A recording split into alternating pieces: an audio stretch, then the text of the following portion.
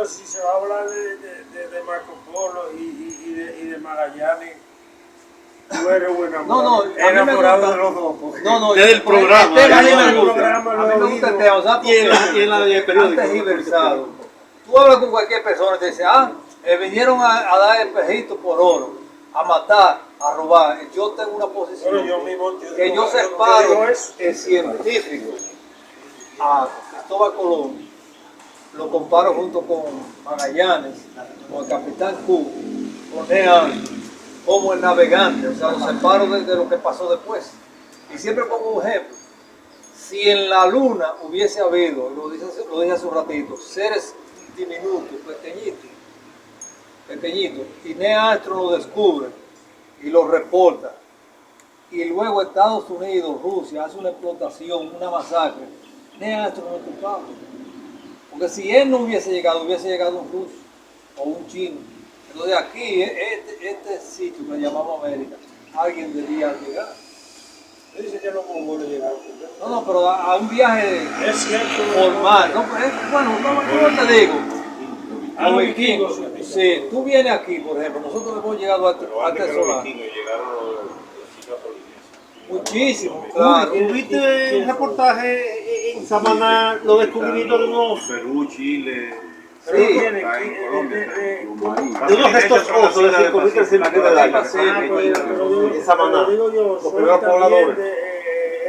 O sea que llegaron mucho antes. No, son como una mezcla. Japoneses, eso Es una mezcla de africanos, europeos. ya, bueno, entonces comenzamos con la exposición. ¿Tú quieres comenzar, gente? Todo ese dice la roja. ¿Quieres comenzar? No, Curi, que empiece. Curi, vamos a comenzar. No, que comience el caso y después yo voy. No, ya yo di mi introducción. Yo digo que el descubrimiento, como se le llama, el descubrimiento de la raza, de un nuevo mundo, como se le llame, tenía que suceder tarde o temprano. Y es una acusación injusta contra cualquier navegante que se arriesgara. Y yo ponía el ejemplo antes de llegar del amigo Samuel, que una vez me contaba que atravesó por una nube y no se ve nada, y es verdad. Una nube de lluvia, una lluvia oscura, una nube de esa gris que se ve. El piloto no ve nada. Entonces en ese instante cualquiera le salen maripositas en el estómago. Entonces este hombre se va a lo que le llamamos el horizonte perfecto en la astronomía, que es el mar. O sea que en la Tierra tiene un horizonte, pero te movimiento una montaña, un lago. Pero en el mar no hay nada. Y mientras tú más te caminas, el horizonte es perfecto. Mientras tú más caminas, hay más horizonte. Oye, arriesgar la vida en el mar, como lo hizo Cristóbal Colón, no era fácil. El montín que se le armó, faltando ya días para el descubrimiento, fue terrible. Y con una sola palabra, un solo razonamiento, Colón lo resolvió. No hay problema, ustedes me tiran al mar, me matan, pero ustedes no van a regresar ninguno a España porque no hay alimento. Había que dejarlo. Coño, el único que sabe eres tú, hubo que dejarlo. Me matan, ok, ya hay que. O sea que hubo que razonar con él. Y otra cosa, no se sabe si él engañó a los reyes de España con el tamaño de la tierra. Porque si realmente se hubiese salido con la cifra de 40.000, Colón salió con 30.000 kilómetros. En circunferencia, que habían quienes sostenían que ese era el tamaño. Pero desde antes sabía que era 40.000. No había suficiente espacio para llevar comida por ese tiempo. O sea que realmente es un viaje de riesgo, una empresa que para mí, en vez de criticarse, lo que debe llenarse de admiración. Ese es el concepto que yo tengo. Y no solamente de Colón, de Magallanes. ¿Sabes? Magallanes salió en 1519, regresó en 1522, 3 años, 5 embarcaciones, regresó una, 250 marineros, regresan 18. Oye, eran viajes de riesgo. Entonces tú salías a criticar ese sentido, como que el viaje a la luna. Oye, nadie ahora mismo, en su sano juicio, se monta en esa nave a la luna. Ningún astronauta.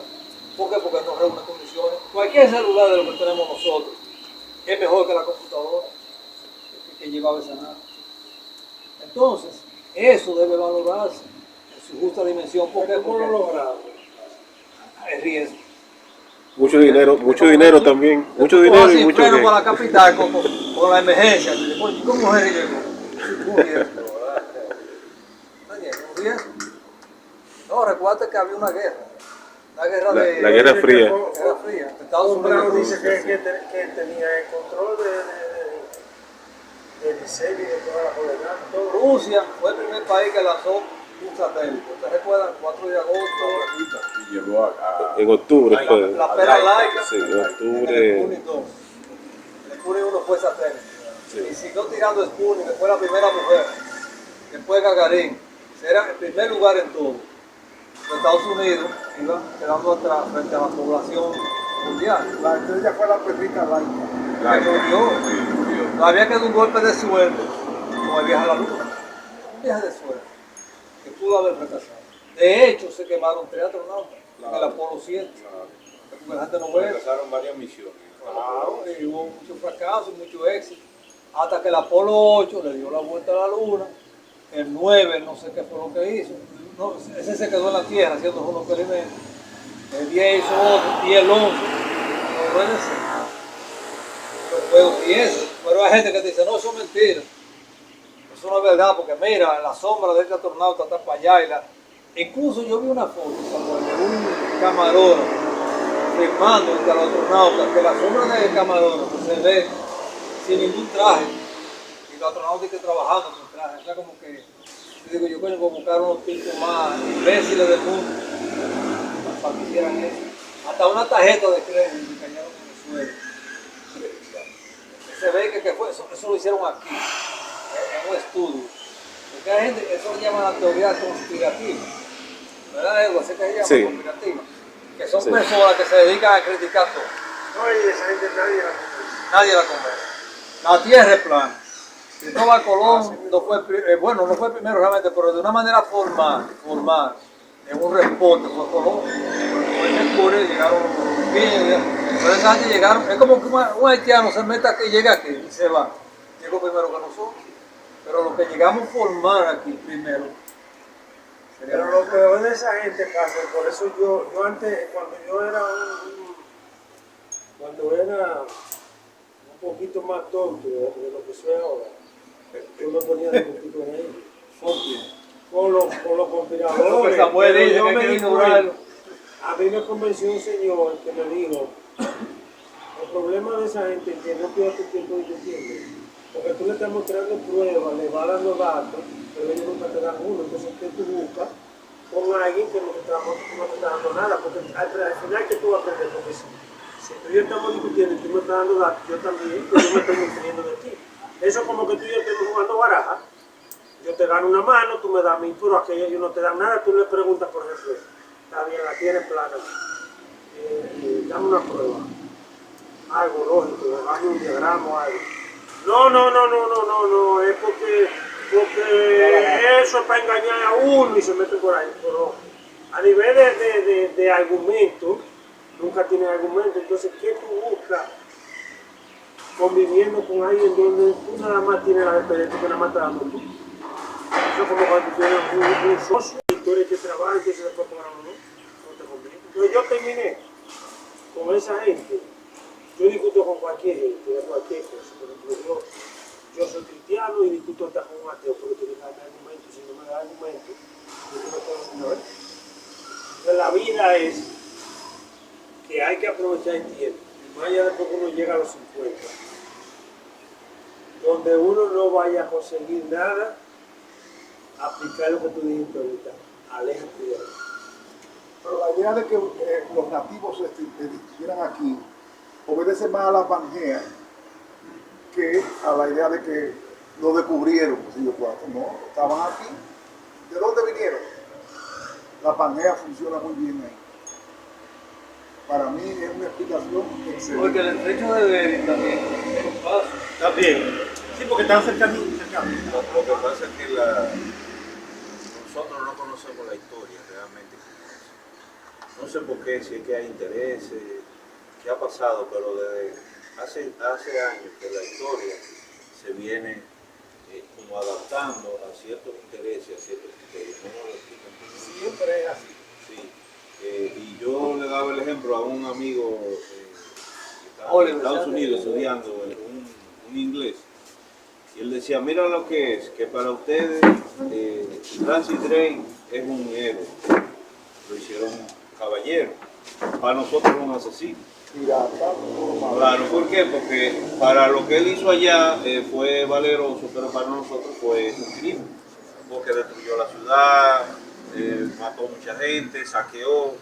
Entonces es un ladrón y un asesino para nosotros, pero para ellos es un héroe, porque todo depende de cómo se mire la situación. Eso de que desde hace muchos años se conocía, siempre se sabía de que el mar era redondo, o sea, la tierra era redonda. Primero por ver los astros, todas las civilizaciones antiguas, todo lo que hacía era mirando los astros. Y eso yo, cuando di la conferencia yo le decía eso, de que incluso todo, las construcciones de las pirámides en Egipto, la de México, las navegaciones que se hacían en esos tiempos de nuestros aborígenes, era por mirando los astros, el sol, la luna, las estrellas. Y dependiendo de la posición y del tiempo, entonces crearon lo que eran las estaciones. Ellos sabían exactamente, nuestros aborígenes, dónde sembrar, cuándo se sembraba el tabaco, cuándo se sembraba la yuca, el maíz, porque ya conocían, por medio de la visualización de los astros, cuándo venían esos periodos. Entonces ya Colón sabía, tenía conocimiento como marinero experimentado de que la Tierra era redonda. El viaje se hace realmente no por América, los aborígenes, lo que aquí había, sino por las especias de la isla. Los intereses. Los intereses. Entonces, porque todo en ese tiempo la potencia mundial era Portugal.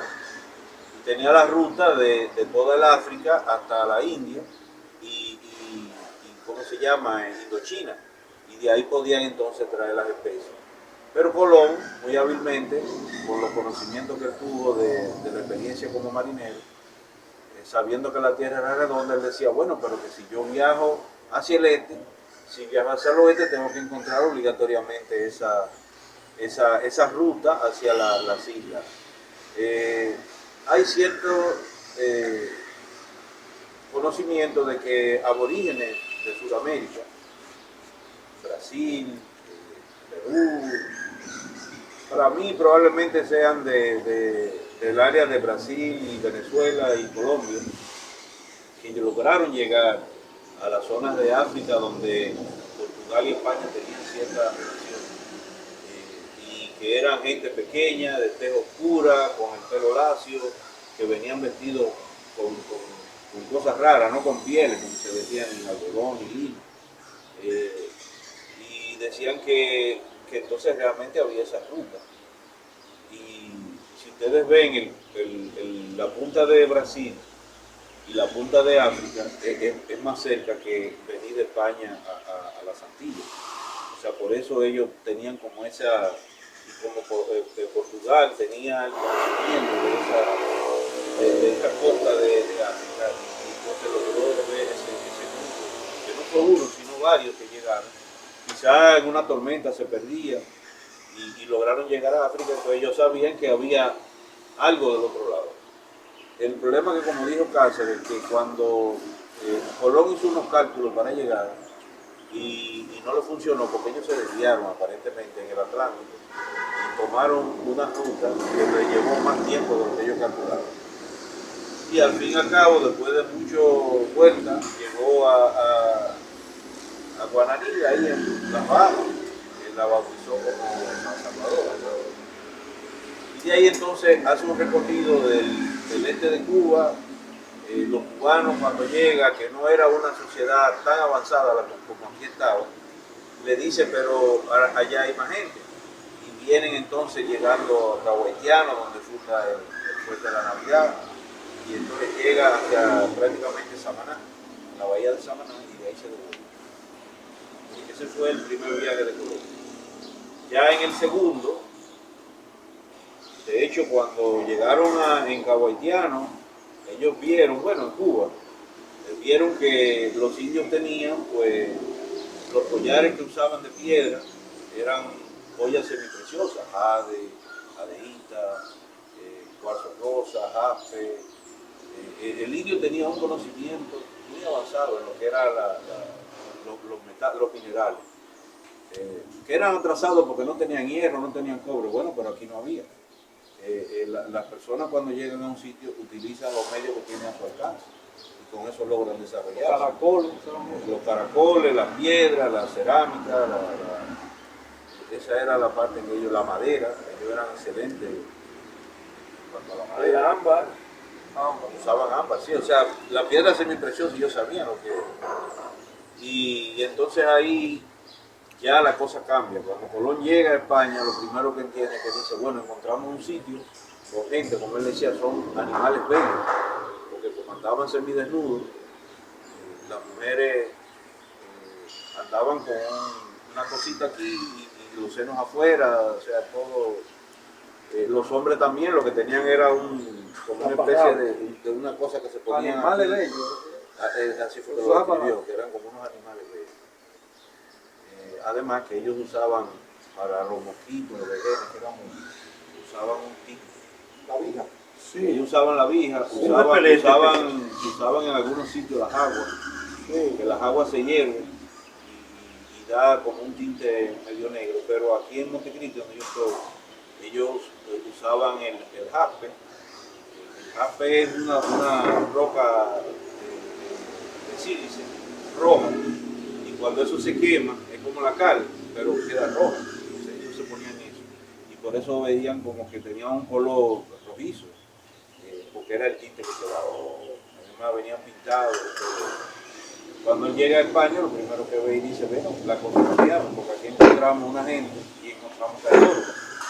La primera muestra que dieron de oro fue en Cabo Haitiano. Todavía, si ustedes ven la cordillera central, que nace en San Cristóbal, ahí encima de la capital, cruza todo el centro de la isla y va a morir a Cabo Haitiano.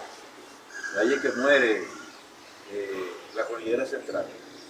O sea, que de central se convierte en prácticamente septentrional en Haití. La cordillera septentrional de nosotros nace en Moquetí, llega hasta Nagua, porque ya Samaná es otra cosa. Cuando Colón llega aquí, Samaná era una isla. Sí, no depende. Samaná era una isla, o sea, había que cruzarla ahí. Todavía hace 50, 60 años, tengo 61 años, yo me acuerdo que íbamos pequeños y para uno ir había que cruzar todo. Ahí De Nagua a Samaná se le ahí de Nagua a Samaná había que cruzar un bote. En ese tiempo era una isla, ya te estoy hablando que todavía hace 50 años había que hacerlo igual, pero ya no era que era el mar, sino que era porque tiene que ver que el río Yuna, que es lo que pasa con el río Yaque, el río Yuna, el río Yaque del Sur, que con la deforestación va sedimentando, entonces va tapando. Y de ahí es que entonces la cosa cambia. Ya en vez de buscar las especias, ya estamos buscando especias, pero también nos busca el oro. Y ahí está el oro. Ahí es que viene la separación del gobierno con Colón. Porque a Colón, antes de partir, se hizo un contrato donde a él le daban un porcentaje de todo lo que se consiguiera en esta parte. De todo lo que se consiguiera. Entonces, cuando ya se arman, incluso en ese viaje de Colón, venían 3 barcos, que era la Santa María, la Pinta y la Niña. Uno era el barco de Colón, que la capitaneaba uno de los pinzones, porque los pinzones eran unos capitanes excelentes, tenían mucho más experiencia que cualquiera de todos ellos. eran militares los pinzones. No, ahí es que está. Vino Colón con uno de los pinzones como capitán, el otro pinzón de otra de las naves y una nave militar que le pusieron al lado, con militar, para vigilar. Para ver qué era. Exacto. Aunque ellos lo digan de otra manera, realmente era para salvaguardar la corona. Lo que se va a joder. Lo de la corona. Entonces, ahí es que viene, Ahí empezó cuando el llega conflicto. ya, y llega el segundo viaje, ya se llevan los indígenas, se llevan las muestras de todo lo ¿Cuántos que había. barcos tú recuerdas en ese momento? ¿Cuántos barcos? Creo que eran 11 o 12. Una Porque ya flota venían gigante. caballos, venía ganado, venía plantas, venía una comisión ya. Bueno. Algo que no dio Cáceres, yo tengo una ventaja, yo soy geólogo, soy ingeniero de minas, geólogo, soy ingeniero civil y soy arqueólogo ahora, ya tengo muchos años, primero como coleccionista, después ya me hice arqueólogo. Y estábamos hablando en uno de los grupos que nos juntamos ahí en el Centro León, en la capital. Había un congreso ahora, miércoles 2 de viernes, yo no pude asistir, pero sí hubo un norteamericano que está haciendo unos estudios en Tulcas y Caicos, que hicimos una colaboración, porque de la zona que yo estoy, ellos iban a las islas de Tulcas y Caicos, nuestros abuelos. Entonces, esa zona de ahí de Montecristi, que es totalmente diferente, el país entero era totalmente diferente a como o sea, había más agua, más vegetación, era prácticamente era una selva.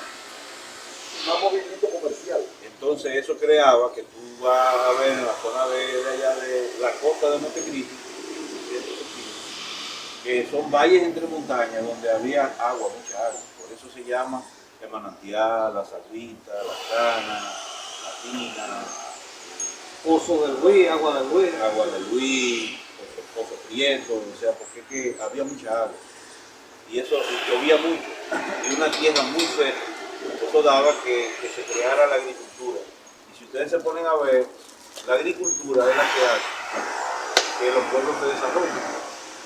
Donde hay agricultura es que realmente el pueblo se desarrolla. Ya con un sedentarismo. Además de que al estar en la costa, pues tenía las proteínas que son el pescado, la costura, el cangrejo, los ostiones, que de hecho los arqueólogos anteriores nombraron una de las culturas de los ostiones porque encontraban demasiados cascarones de ostiones, pero todos ellos lo usaban porque eso depende de la zona donde esté. Si estoy en una zona de manga voy a encontrar más. Si estoy en una zona de bajío, ahí aparecen los caracoles, los moluscos, y eso es mucho. Allá había demasiado, toda esa zona. Y por eso había un intercambio entre esas islas, Tulcas y Caicos, Bahamas, Cuba, la parte de que era una sola isla, ¿verdad? Haití y la República Dominicana en esa parte de ella. Uri, hay una parte importante como geólogo que tú eres. ¿Por qué la sede de oro de España, de la corona? Si no tenían las aplicaciones tecnológicas que le damos al oro hoy como conductor eléctrico, no se conocía. Acuérdense que toda Europa es una herencia de los romanos.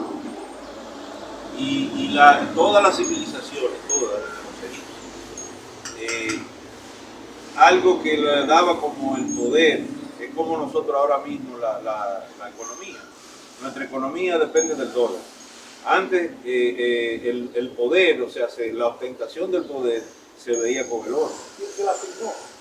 ¿Por qué? Porque, bueno, cuando parece que los primeros habitantes, cuando vinieron a encontrarlo, de hecho los egipcios asociaban al oro con el sol, o sea, ese brillo, como el La que luna nunca con la pierde, plata. y el sol siempre está ahí con ese brillo, ¿verdad? Ellos asociaban que el oro era producto del sol, y que esa era la representación del sol. Entonces, el faraón, cuando iba a cualquier actividad, siempre andaba con todos sus atuendos de oro. Cuando lo enterraban, que supuestamente iba a otra vida, que yo creo que esa herencia nosotros la tenemos de los egipcios, el hecho de creer en que tenemos otra vida, era por eso. Entonces lo enterraban con todo el oro, con todo las el prendas, tesoro, porque eso era como acercarlo más al sol y hacerlo ya inmortal. Inmortal, exactamente, esa es la palabra. Ahí cobró valores, no sé, oro. El oro comienza a coger, pero por ejemplo en China era la plata. Una pregunta. Y en California la famosa ciudad de oro. Uri, una pregunta. Hay una acusación histórica contra Carlos Magno que dice que se robó todos los tesoros de las pirámides. Se lo llevó para Grecia. Carlos Magno no. Alejandro Magno. Magno. Hay una acusación histórica. Es No sé que mira, Si eso es para Ninguna hacerle guerra daño, se hace de que porque yo quiero hacerte independiente, porque yo quiero hacerte democrático, porque yo quiero hacerte... Las guerras se hacen por interés. Por economía. Esos son intereses, lo que a mí me conviene, lo que a fue mí me verdad entonces conviene. que saqueó toda la pirámide ¿Quién? Alejandro Magno. No fue Alejandro Magno. Ahí El yo- ahí yo la puse. que saqueó la fue Napoleón. Eso yo iba a decir.